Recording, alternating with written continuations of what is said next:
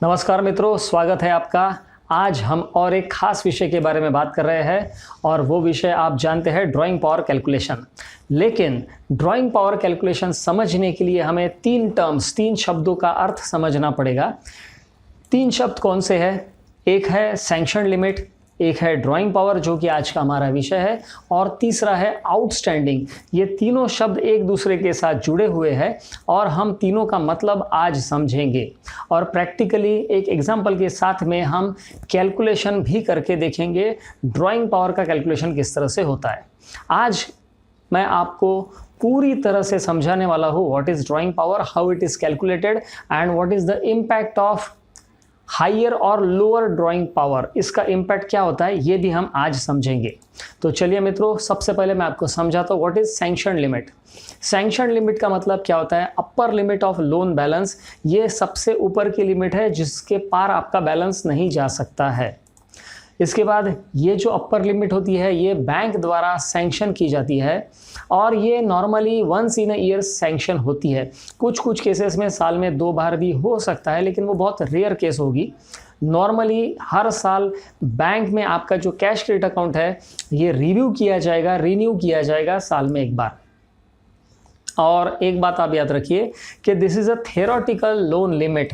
ये सैंक्शन जब आपका लोन होगा तो सैंक्शन लेटर के ऊपर ये लिमिट आपकी लिखी रहेगी कि आपको हमने 1 करोड़ रुपए का लोन सैंक्शन किया है। दूसरा जो पॉइंट है हमारा वो है ड्राइंग पावर। ड्राइंग पावर का मतलब होता है ये एक्चुअल लोन की लिमिट, जितना आप ड्रॉ कर सकते हैं। ड्रॉ कर सकते हैं मतलब जितना पैसा बैंक से ले सकते हैं एज अ लोन, ये एक्चुअल लोन की लिमिट होती है और ये हर महीने कैलकुलेट होती है। मैंने आपको कहा था कि सैंक्शन लिमिट साल में एक ही बार रिव्यू की जाएगी, लेकिन ड्राइंग पावर ये हर महीने कैलकुलेट होगी। और तीसरा जो पॉइंट है हमारा वो है आउटस्टैंडिंग। आउटस्टैंडिंग क्या होता है? Actual amount of loan at any point of time.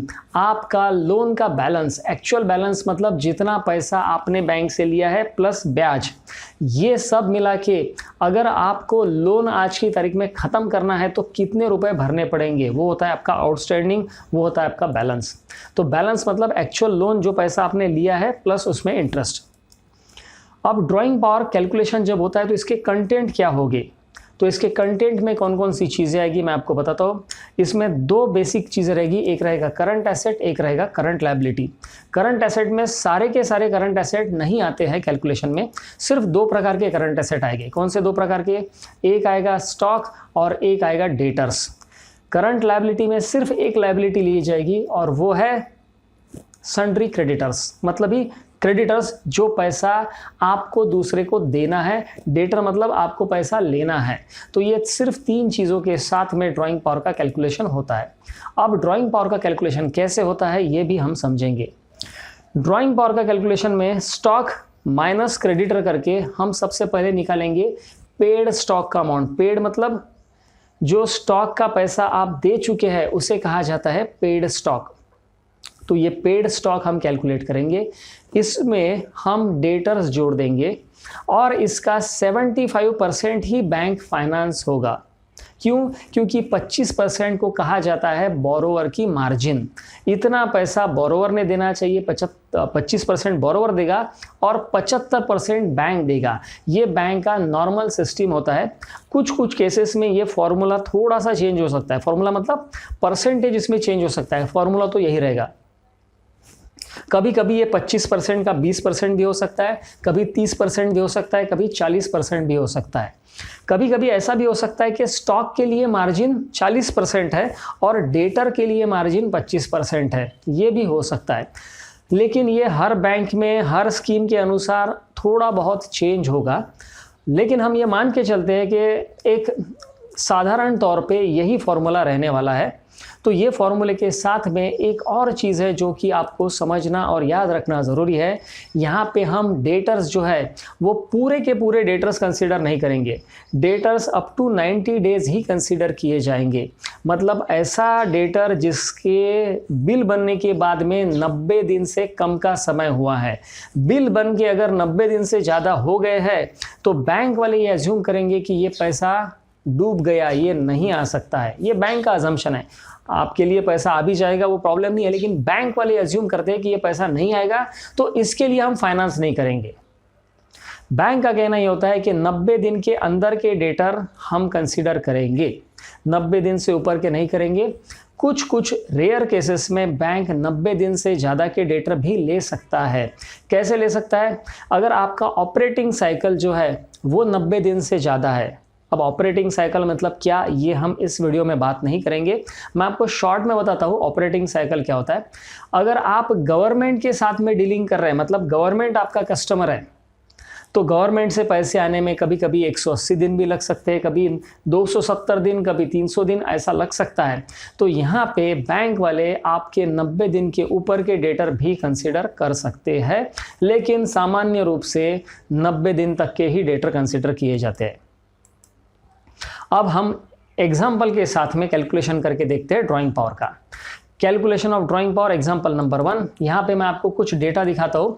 ये डेटा सिंपल डेटा है, सिंपल डेटा के साथ में हम कैलकुलेशन करेंगे। तो ये डेटा मैं आपको दिखाता हूँ। यहाँ पे देखिए सैंक्शन लिमिट है हमारी 100 लाख मतलब 1 करोड़ रुपए। हमारे स्टॉक की वैल्यू है 60 लाख रुपए। उसके बाद हमारे डेटर्स की वैल्यू है 45 लाख रुपए और हमारे क्रेडिटर्स की वैल्यू है 20 लाख रुपए। यहाँ पे मैं एज्यूम कर रहा हूँ कि जो डेटर्स है पूरा का पूरा डेटर्स 90 दिन के अंदर है। अब हम कैलकुलेशन कैसे कर सकते हैं? जो फॉर्मूला मैंने बताया था आपको याद होगा, लेकिन फिर भी आपको दिखा देता हूँ। Stock minus creditors plus debtors multiplied by 75%। तो यहाँ पे आपका देखिए कैलकुलेशन क्या हो रहा है। कैलकुलेशन हमारा आ रहा है 63,75,000 रुपये। तो 63,75,000 ये हमारी ड्राइंग पावर हो गई। इतना हम ड्रॉ कर सकते हैं, मतलब इतना लोन ले सकते हैं बैंक से। अब इसका इम्पैक्ट आपके लोन अकाउंट पे क्या होगा ये भी डिस्कस करना ज़रूरी है। तो आपकी ड्राइंग पावर है 63,75,000 रुपये और आउटस्टैंडिंग अभी मान के चलते हैं कि हमारा है 50 लाख। 50 लाख का पैसा हम निकाल चुके हैं, इतना हमारा पैसा निकल चुका है लोन अकाउंट से और इतना लोन का बैलेंस है। अब हमारे लिए कोई प्रॉब्लम नहीं, क्योंकि हमारी ड्राइंग पावर इससे ज़्यादा है। 63 लाख की ड्राइंग पावर है, तो 50 लाख की आउटस्टैंडिंग में हमें कोई तकलीफ नहीं है। लेकिन अभी अगर हमारी आउटस्टैंडिंग जो है वो है 65 लाख रुपए, ऐसे केस में क्या होगा? हमारा आउटस्टैंडिंग है 65 लाख रुपए, हमारी ड्राइंग पावर है 63,75,000। बैंक हमें कहेगा borrower will be asked to deposit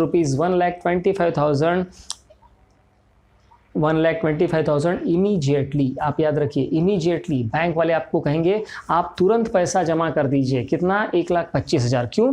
क्योंकि आपका अकाउंट ड्राइंग पावर के बाहर चला गया है और अगर ऐसे ही रहा तो आपका अकाउंट ओवरड्रॉन हो जाएगा और हमें आपका अकाउंट बंद करना पड़ेगा। या फिर बोरोवर ने पैसे नहीं भरे तो एक और हो सकता है, account will be blocked till that time. आप अगर पैसा नहीं भर रहे तो आपका अकाउंट ब्लॉक कर देंगे। अकाउंट ब्लॉक कर देंगे मतलब आपके अकाउंट में से उसके बाद 1 रुपये का भी विड्रॉल होगा नहीं।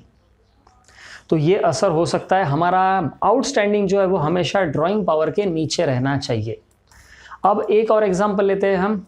दूसरा एग्जाम्पल में क्या है, फिर से अलग डेटा है, कुछ डेटा सेम है, कुछ मतलब हमारी सैंक्शन लिमिट जो है वो सेम है और बाकी आंकड़े हमने चेंज कर दिए। तो अभी क्या होगा देखिए, सैंक्शन लिमिट उतनी है हमारी 100 लाख और उसके बाद में हमारा जो स्टॉक है वो है 90 लाख रुपए। उसके बाद में हमारे डेटर्स जो है वो 65 लाख रुपए है और हमारे क्रेडिटर्स जो है वो 10 लाख रुपए। फिर से ड्राइंग पावर कैलकुलेट करेंगे। मान के चलिए कि पहला जो ड्राइंग पावर था हमारा अप्रैल महीने का था, अभी दूसरा ड्राइंग पावर हमारा मई महीने का है। तो ड्राइंग पावर कैलकुलेशन अभी क्या होगा, फॉर्मूला वही रहेगा। अभी ये जो डेटर्स है ये भी मेरे 90 दिन तक के हैं, ऐसा मैं मान के चलता हूँ। फॉर्मूला देखिए अभी हमारा आंकड़े बदल गए, तो आंकड़े बदलने के बाद ड्राइंग पावर आ रही है 108 लाख और 75,000, 108.75 लाख, ये हमारी ड्राइंग पावर आ रही है। अब इसके बाद में आप देखिए कि इसका इम्पैक्ट हमारे लोन अकाउंट पे क्या होगा। अब मेरा आउटस्टैंडिंग आज के तारीख में है 50 लाख, तो मुझे बिल्कुल चिंता करने की ज़रूरत नहीं है। ड्राइंग पावर भरपूर है मेरी और सैंक्शन लिमिट भी उसके ऊपर, मतलब बहुत सारी गैप है, मेरे पास कुशनिंग के लिए जगह है बहुत सारी। मेरा आउटस्टैंडिंग है 65 लाख रुपए, तो भी मुझे चिंता करने की ज़रूरत नहीं क्योंकि ड्राइंग पावर मेरा ऊपर है, इसके ऊपर सैंक्शन लिमिट भी ऊपर है। तीसरा केस क्या है मेरा, तीसरा केस है आउटस्टैंडिंग 100 लाख है, तो भी मुझे चिंता करने की ज़रूरत नहीं है। अब मुद्दा यह है, क्या मैं बैंक को बोल सकता हूँ, मेरा आउटस्टैंडिंग आज 100 लाख है, तो क्या मैं ये बैंक को बोल सकता हूँ कि आप एक काम करो, मैं अभी 2 लाख रुपए का और एक चेक देता हूँ, आप पास कर दो। या फिर बोलने की भी ज़रूरत नहीं, वैसे ही हम चेक इशू कर देंगे। पास होगा क्या चेक? नहीं पास होगा। क्यों नहीं होगा? क्योंकि आपकी सैंक्शन लिमिट जो है वो 1 करोड़ रुपए है, आपका आउटस्टैंडिंग भी 1 करोड़ रुपए है। अब आप इसके पार नहीं जा सकते, इसके ऊपर नहीं जा सकते हैं। आप ये नहीं बोल सकते हैं कि मेरी तो ड्राइंग पावर 8,75,000 से ज़्यादा है, मेरी हैसियत 8,75,000 से ज़्यादा है। ड्राइंग पावर मतलब आपकी हैसियत होती है कि कितना पैसा आप निकाल सकते हैं, तो हैसियत के पार तो आप जा ही नहीं सकते हैं। ड्राइंग पावर आपकी 1,08,75,000 है, आपकी सैंक्शन लिमिट 1 करोड़ रुपए है, आपका आउटस्टैंडिंग भी अभी 1 करोड़ रुपए है। आप 1 करोड़ रुपए के ऊपर अपना आउटस्टैंडिंग बैलेंस लेके जा सकते हैं क्या? नहीं लेके जा सकते हैं, क्योंकि आपकी सैंक्शन लिमिट से आपका बैलेंस कभी भी ज़्यादा नहीं होगा। आपकी ड्राइंग पावर कितनी भी रहने दीजिए, कोई प्रॉब्लम नहीं। Borrower can not withdraw more than ₹100 lakh. 100 lakh से ज़्यादा वो विड्रॉ कर ही नहीं सकता है। अब ये जो डेटा है डेटर्स का, क्रेडिटर्स का और स्टॉक का, ये डेटा हमें बैंक को सबमिट करना है। कब? ये हर महीने की 10 तारीख के पहले करना है। कुछ स्कीम में बैंक वालों ने रिलैक्सेशन दिया है कि 3 महीने में एक बार किया तो चलेगा। कुछ स्कीम में ये 6 महीने में एक बार होता है स्टॉक स्टेटमेंट और ये डिटेल देना, लेकिन सामान्य रूप से मैक्सिमम केसेस में ये हर महीना ही रहने वाला है। बड़े लोन केसेस में ये हर महीना ही रहेगा। जहाँ पे प्योर बिजनेस के लिए सीसी फाइनेंस हुआ है वहाँ पे ये हर महीना ही रहने वाला है। जहाँ पे लोन अगेंस्ट प्रॉपर्टी है वहाँ पे हो सकता है 3 महीने में एक बार या फिर 6 महीने में एक बार हो, लेकिन pure trading, pure working capital limit अगर होगी तो ये हर महीने की 10 तारीख के पहले आपको देना है। और अगर आप ये नहीं देंगे तो क्या होगा? ये नहीं देंगे तो बैंक वाले ये समझेंगे कि आपका स्टॉक है 0 और वो 0 ही फिगर उनके सिस्टम में एंटर कर देंगे, और उन्होंने 0 सिस्टम में एंटर कर दिया तो आपका ड्राइंग पावर हो जाएगा 0, और ड्राइंग पावर 0 हो गया, इसका मतलब आप अभी इसके बाद अकाउंट ऑपरेट नहीं कर सकते हैं। आपका अकाउंट ब्लॉक हो जाएगा और आपको तुरंत कहा जाएगा कि आप अभी के अभी पैसे जमा करो जितना भी आपका आउटस्टैंडिंग है। नॉर्मली ऐसा होता नहीं है बैंक में, लेकिन ये हो सकता है। तो आप याद रखिए, हर महीने की 10 तारीख के पहले आपको कोई भी हालत में स्टॉक स्टेटमेंट सबमिट करना है। और मेरी ये सलाह है ये आपको कि आप हमेशा जो असली स्टॉक है वो आपको पता भी होना चाहिए और वही स्टॉक आपने सबमिट करना चाहिए बैंक में। ये बैंक का, हर बैंक का एक अलग अलग फॉर्मेट होता है और वो फॉर्मेट में ही आपको ये सारी चीज़ें सबमिट करना है। तो मित्रों, ये था हमारा आज का छोटा सा वीडियो रिगार्डिंग ड्राइंग पावर। मुझे आशा है कि आपको ये वीडियो ज़रूर पसंद आया होगा, और आपको ये पसंद आया होगा तो आप इस वीडियो को औरों के साथ शेयर कर सकते हैं, लाइक बटन भी दबा सकते हैं आप। और आपने अभी तक हमारे चैनल को सब्सक्राइब नहीं किया है तो आप ज़रूर इसे सब्सक्राइब कीजिए। हमारे इसी तरह के बहुत सारे वीडियोस जब भी अपलोड होंगे तो आपको तुरंत नोटिफिकेशन मिलेगा और आप सबसे पहले हमारे वीडियोज़ देख पाएंगे। खुशी और ज्ञान दोनों बांटने से बढ़ते हैं। मैं भी बांट रहा हूँ, आप भी बांटिए। Thank you very much. Have a nice day and all the best.